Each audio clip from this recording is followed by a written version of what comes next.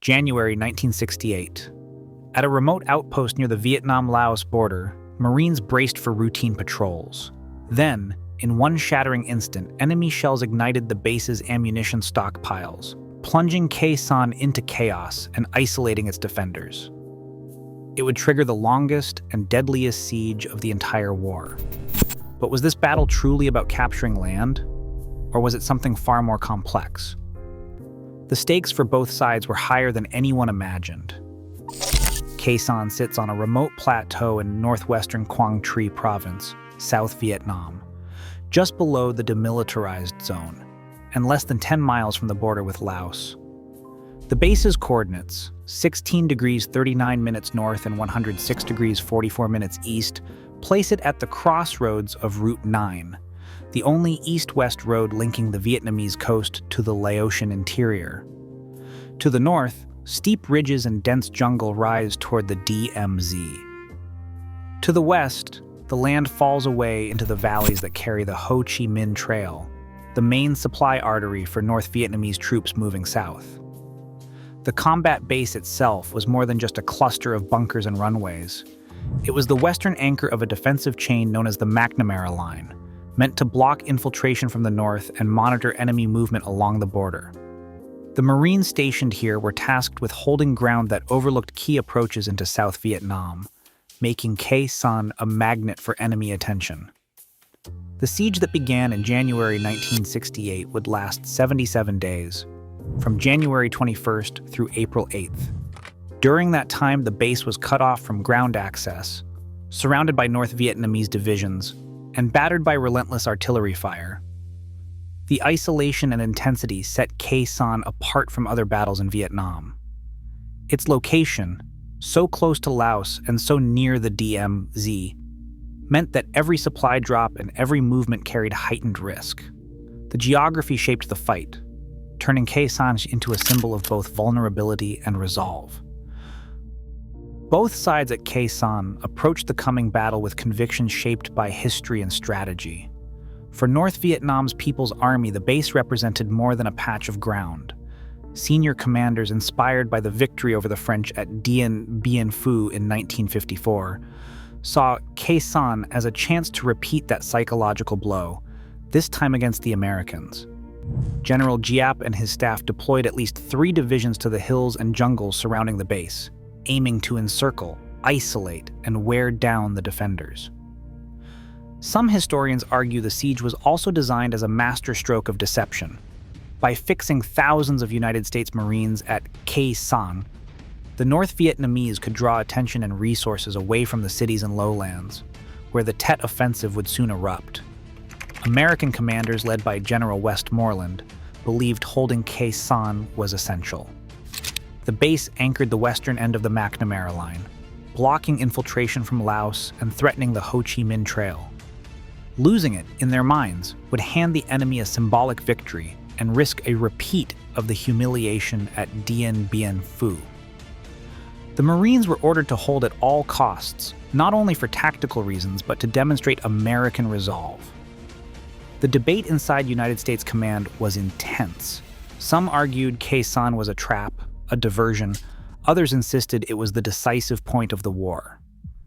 Either way, the decision meant accepting the risk of encirclement and bombardment, betting that air power and determination could outlast the enemy's siege. With both sides convinced the outcome would shape the course of the war, Khe Sanh became a crucible. The willingness to accept enormous risk set the stage for the siege's ferocity, as each command saw victory or disaster reflected in the fate of the isolated base. Before dawn on January 21, 1968, the hills around Khe Sanh erupted under a barrage of mortar and rocket fire. Hill 861, held by Marine outposts, was hit first. Marines scrambled from their bunkers as the ground shook and enemy shells rained down. Within hours, the main base itself was under direct attack. Then, at 5:30 in the morning, a single artillery round found its mark. The shell struck the ammunition dump, a sprawling stockpile that held nearly all of the base's artillery shells, mortars, and small arms rounds. The explosion was massive, sending a fireball hundreds of feet into the sky. More than 1,500 tons of ammunition went up in seconds. The blast killed 18 Marines and wounded 43 more. Nearly all of the base's heavy munitions were lost in a single instant. The loss was devastating. Without artillery shells, the Marines' ability to return fire was crippled. Commanders relayed urgent messages up the chain. Khe Sanh was now dangerously exposed. The base could not hold out for long without immediate resupply. But the ground routes were already cut. North Vietnamese gunners had the roads zeroed in. Any attempt to move convoys along Route 9 would be suicide. By mid-morning, orders came down. No more ground supply runs. From that moment, every bullet, every meal, every drop of water would have to come by air. The men inside the wire were now completely surrounded, their survival dependent on what could be dropped from the sky. For the Marines on the line, the sense of isolation set in fast. Each new barrage drove home the reality. They would have to fight on, with no way out and no promise of relief except from above. Operation Niagara began as a gamble on technology and firepower. General Westmoreland ordered the most concentrated use of air power yet seen in Vietnam, with more than 2,700 B-52 sorties pounding suspected North Vietnamese positions around Khe Sanh. The bombers flew in relentless waves, sometimes dropping their payloads within a few hundred yards of Marine trenches. Above the jungle, aircraft orbited day and night, guided by a new generation of acoustic and seismic sensors called Igloo White, planted along likely enemy approach routes. These devices picked up footfalls, engine noise, and even whispered commands, beaming data back to analysts who directed airstrikes in near real time. But technology alone could not blunt every threat. On the ground, the pressure kept mounting. In the first week of February, the North Vietnamese launched a combined arms assault on the Special Forces camp at Long Vây, just west of Khe Sanh. For the first time in the war, U.S. defenders faced enemy tanks. Soviet-made PT-76 tanks crashing through the wire in the darkness. The camp's defenders, a mix of American Green Berets and indigenous troops, fought room to room as the perimeter collapsed. By dawn on February 7th, Lang Vây was overrun. The survivors who made it out crawled through the jungle to reach Khe Sanh, bringing word that armor could now be part of the siege. Meanwhile, on the hills north and northwest of the base, the struggle for high ground turned into nightly tests of endurance. Hill 881, already scarred by earlier battles, saw desperate hand-to-hand fighting as North Vietnamese sappers tried to breach Marine foxholes under the cover of mortar blasts. Some nights, the defenders held by sheer willpower, trading grenades and bayonets in the pitch-black mud.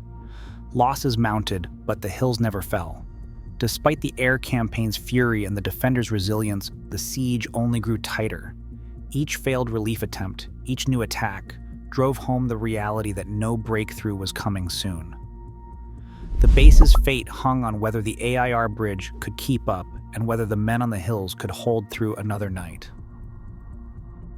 Operation Pegasus began on April 1st, 1968, as the 1st Cavalry Division launched a determined push along Route 9. Helicopters ferried troops over dense jungle and steep ridges, leapfrogging ahead of armored columns and clearing pockets of resistance as they advanced west. The Army of the Republic of Vietnam, 37th Ranger Battalion moved in tandem, securing flanks and key terrain. Each day, the relief force pressed closer, using a mix of ground assaults and airmobile drops to outmaneuver North Vietnamese defenders. By April 6, 1968, lead elements of the 1st Cavalry Division reached the battered perimeter of Khe Sanh, linking up with the Marines who had held out for 77 days. 2 days later, Route 9 was officially declared open. The siege was broken. For the first time since January, ground supply lines flowed again, and the isolation that defined Khe Sanh came to an end. The numbers attached to Khe Sanh have never settled into consensus. Official Marine Corps records cite just over 200 killed during Operation Scotland, but that figure omits Army losses, aircrew deaths, and those who fell in the post-siege months. Forensic reconstructions, tallying every unit and operation linked to the siege, bring the American toll closer to 1,000. On the other side, U.S. command claimed more than 5,500 North Vietnamese killed, while Vietnamese sources put their losses at less than half that, 2,469 for the entire Highway 9 front. These gaps fueled a media storm. Throughout the spring of 1968, headlines called Khe Sanh the deadliest battle of the war, even as journalists and historians questioned the math. When the base was abandoned in July, its meaning became as contested as the casualty counts, leaving Khe Sanh a symbol shaped as much by perception as by the bodies left behind. The scars of Khe Sanh still shape military doctrine and memory. Today, debates over strategy and sacrifice echo in every new conflict. The lessons of that siege remain urgent, reminding us that the true cost of war is measured not in territory, but in lives changed forever.